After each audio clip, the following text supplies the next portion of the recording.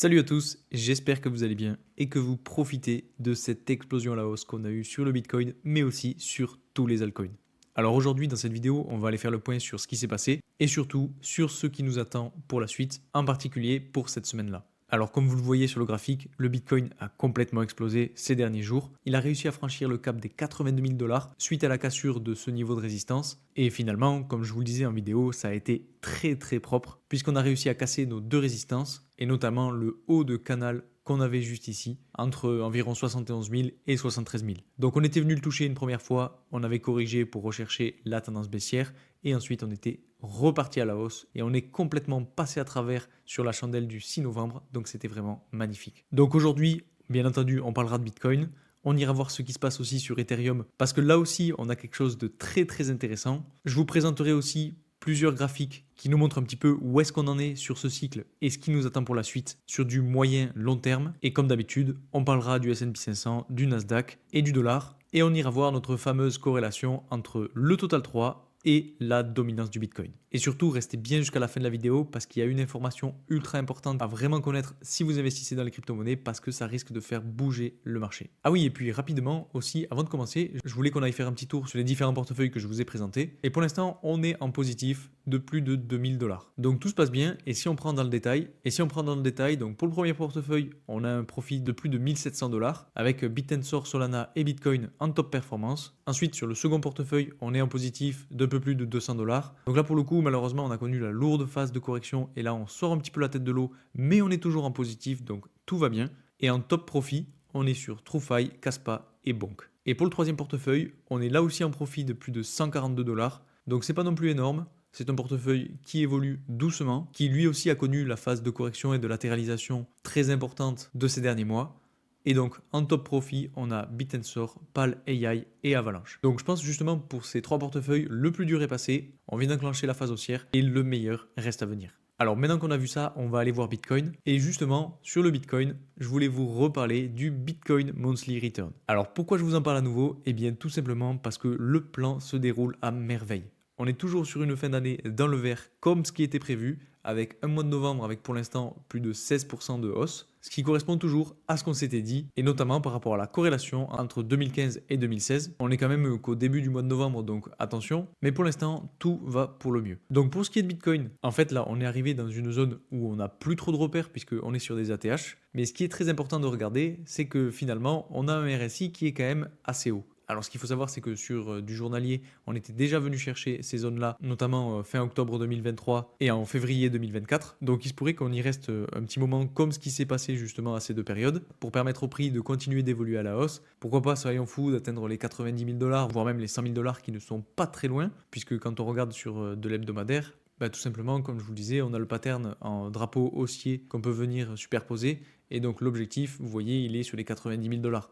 Donc pourquoi pas cette semaine, en tout cas en début de semaine, continuer d'évoluer à la hausse, aller chercher ce niveau-là. C'est pas infaisable honnêtement, pour après connaître une phase de correction. Donc ce que je vous disais, c'est que en fait, on est passé très franchement au-dessus du niveau de résistance et que selon moi, honnêtement, je pense qu'il y a moyen qu'on revienne chercher ce niveau-là pour ensuite prendre un peu de force et repartir à la hausse. Parce qu'on le sait, c'est un gros niveau de résistance qui est très important et ne pas venir le chercher serait quand même assez bizarre. Après, j'ai envie de dire, il y a eu tellement de bonnes nouvelles, les planètes sont tellement bien alignées que pourquoi pas. Mais bon, personnellement, je reste sur mes gardes. Alors pourquoi je dis que les planètes se sont bien alignées? Eh bien, tout simplement parce qu'on a eu une élection américaine favorable aux crypto-monnaies. On a eu dans la même semaine une baisse des taux d'intérêt, donc ça a favorisé l'explosion à la hausse des crypto-monnaies et justement le franchissement de ce niveau de résistance. Donc finalement, pour Bitcoin, il n'y a pas grand-chose à dire de plus, si ce n'est que selon moi, on risque potentiellement d'avoir une correction assez brutale. Je pense que c'est un des scénarios qu'il faut surtout pas négliger parce que de faire une poussée à la hausse exponentielle comme celle-ci en si peu de temps, vous voyez, si on le mesure, on a pris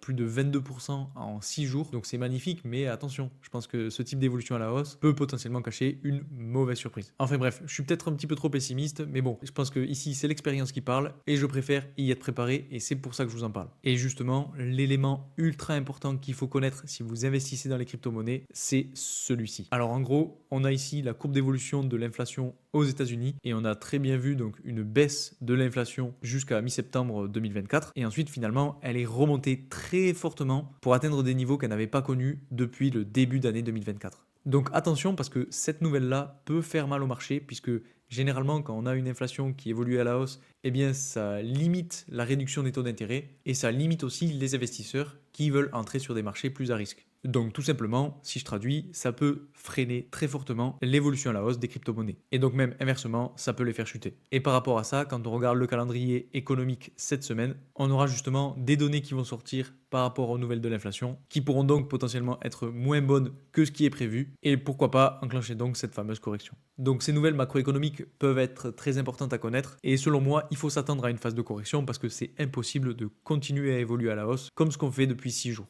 Donc il faut s'y attendre et c'est aussi pour ça que je vous ai dit de surtout prendre des profits. C'est extrêmement important pour se payer. Là, il est encore temps, on est dans le vert sur Bitcoin, sur du journalier, on n'a pas encore eu de correction, on est très très haut et personnellement, je prends des profits. Il y a énormément de crypto-monnaies qui ont complètement explosé et qui grâce à ça sont re-rentrées dans le game. Donc stratégiquement, ce que je fais, c'est que je prends des profits et puis si ça corrige, eh bien je réinvestirai une partie de ces profits dans d'autres altcoins. Et justement, par rapport à ces altcoins, ce que je voulais vous dire, et ce que je vous ai partagé donc sur Telegram, c'est qu'on a exactement ce que je vous disais. C'est-à-dire que en fait, sur ce canal haussier, on est venu faire une fausse cassure à la baisse du canal haussier pour repartir à la hausse. Et ça a été permis justement grâce à la dominance du Bitcoin qui est venu chercher le haut de son canal haussier. Donc on n'est pas venu vraiment toucher le haut de canal, mais bon, la courbe est plus intéressante à regarder en hebdomadaire. Et ce qu'il faut voir, c'est qu'on a une dominance du Bitcoin qui est quasiment venue taper sur le haut de canal et qui maintenant a corrigé. Donc justement, le fait qu'on ait eu une belle chandelle rouge sur la dominance du Bitcoin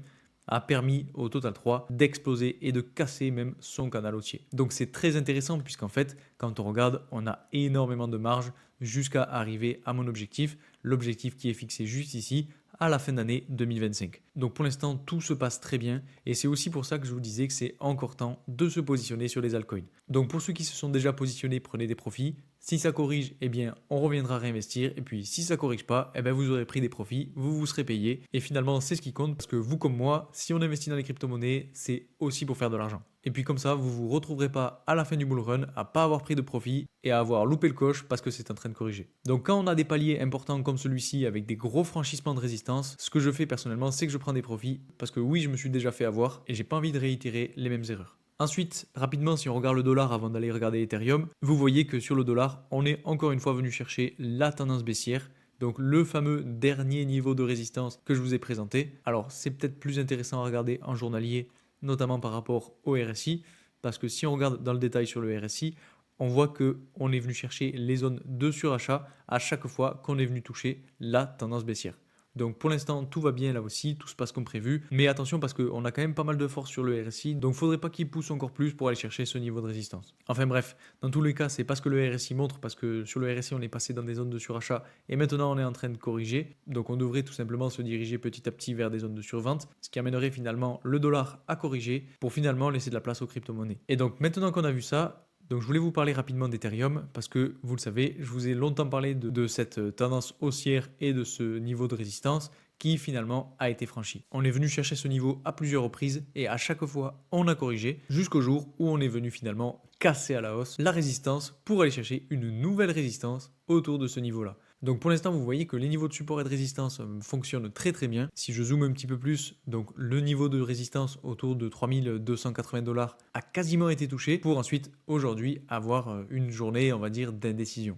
Donc c'est normal, on a fait une explosion à la hausse, vraiment c'était quand même assez exceptionnel. On a pris plus de 37% en 5 jours, donc rendez-vous compte, c'est quelque chose qui n'est pas arrivé depuis très longtemps. Même sur cette poussée à la hausse là, on n'avait pas un aussi gros pourcentage. Donc c'est très bon signe pour Ethereum, ça veut dire que ça se réveille et que maintenant que Bitcoin a fait un ATH, pourquoi pas laisser dans un premier temps la place à Ethereum pour franchir à son tour un nouvel ATH.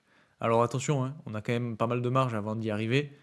Et justement, si Bitcoin corrige, on pourrait avoir Ethereum qui corrige lui aussi et qui revienne du coup chercher le niveau, en tout cas l'ancien niveau de résistance qui serait devenu niveau de support pour reprendre un petit peu de force à ce niveau-là, faire un petit peu le même style d'évolution qui s'est passé juste ici pour ensuite partir à la hausse et aller chercher la nouvelle résistance. Ça finalement ce serait pas si déconnant que ça permettrait aussi de calmer un petit peu tout le monde suite à cette belle évolution à la hausse et repartir de façon plus sereine. Ah oui, et puis il y a autre chose aussi que je voulais vous montrer et qui me fait dire qu'on pourrait s'attendre à une correction, c'est le Fear and Greed Index. Parce que sur le Fear and Greed Index, on est vraiment très très haut et hier on est même allé jusqu'à 78. Et comme je vous le dis très souvent, généralement quand on a un Fear and Greed Index qui est très haut dans le vert, on doit s'attendre à une phase de correction parce que ça veut dire que tout le monde est euphorique, tout le monde croit que ça va aller très haut et c'est souvent à ce moment-là qu'on a un coup de bâton derrière la nuque et que le prix corrige pour permettre à tout le monde de se calmer, faire redescendre un petit peu le baromètre, repasser dans des zones neutres, voire dans des zones orange-rouge pour ensuite repartir. C'est finalement un petit peu, si on prend une image, comme un passage de vitesse sur une voiture. Je vais peut-être un petit peu loin, mais en gros, on arrive très haut dans les tours, on doit passer une vitesse, donc on doit faire redescendre les tours pour pas faire exploser le moteur. Et c'est aussi pour ça que je vous dis que ces types de corrections sont essentiels à la bonne évolution des crypto-monnaies en général.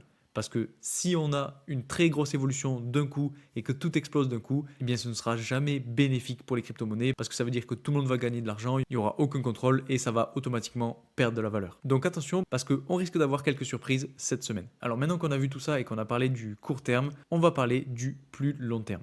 Alors il y a un graphique qui est très intéressant et que je voulais vous présenter.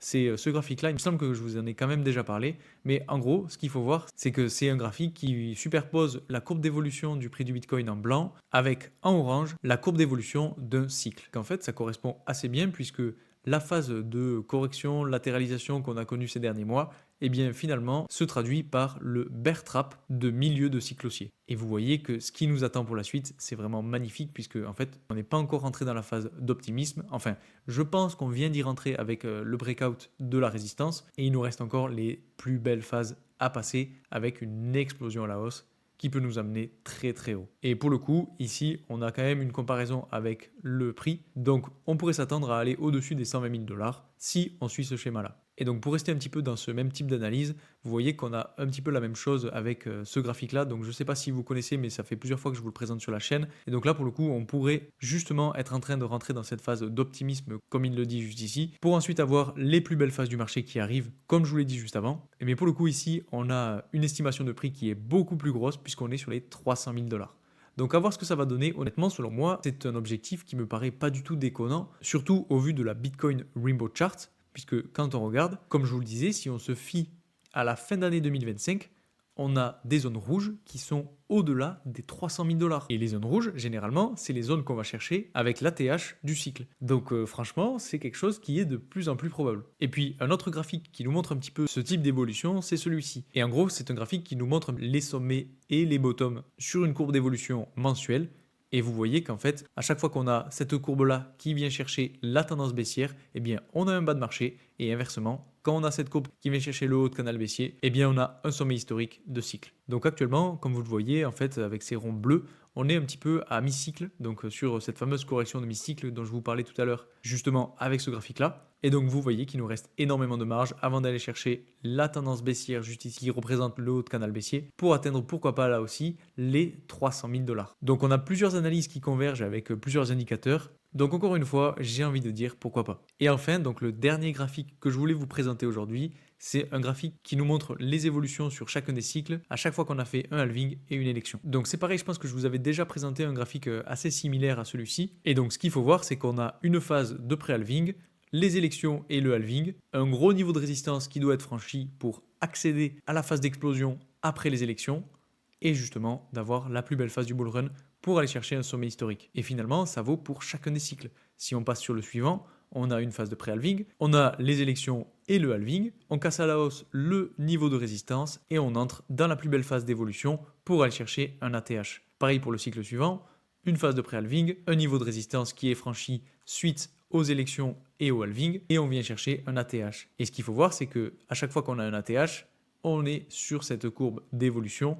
Et donc, le plus important à regarder aujourd'hui, c'est où se situe cette courbe-là et ce qu'on est en train de faire. Donc, on pourrait se dire qu'on irait chercher cette courbe avec un potentiel 160 000 $, ce qui serait déjà énorme. Mais personnellement, je pense qu'on peut faire encore mieux au vu de l'adoption de masse qui arrive et de toutes les liquidités qui sont en train de rentrer dans le marché. Et donc, ce qu'il faut regarder actuellement, c'est qu'on vient tout juste de franchir le niveau de résistance ultra important avant la phase d'explosion à la hausse, ce qui indique tout simplement qu'on est sur le point d'entrer dans cette phase. Donc honnêtement, je pense que la fin de l'année et l'année prochaine risquent d'être magnifiques, donc sur du moyen plus long terme. Et tout simplement, je pense qu'on n'est pas prêt pour ce qui va nous arriver parce que ça va être magique. Donc j'espère que vous vous êtes positionnés, j'espère que vous avez vos bagues et que vous êtes prêts à profiter du feu d'artifice. Donc voilà, c'est un petit peu tout ce que je voulais vous présenter aujourd'hui. Donc ce à quoi il va falloir faire attention, c'est cette donnée-là et notamment ce qui va arriver mercredi.